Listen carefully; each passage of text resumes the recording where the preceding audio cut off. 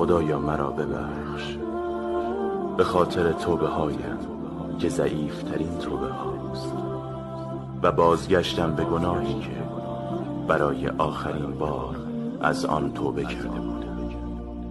خدایا مرا ببخش به خاطر تمام لحظاتی که در آن به پدر و مادرم نیکی نکردم. خدایا مرا ببخش به خاطر تمام لحظاتی که نافرمانیت کردم و از هوا و هوسم پیروی کردم. خدایا مرا ببخش که در زندگی دنیا غرق شدم و فراموش کردم از بین رفتنی است. به راستی که تو از خودمان به ما مهربان تری. تو را از قلبم صدا می زنم. گناهانم را بیامرز ای مهربان تر.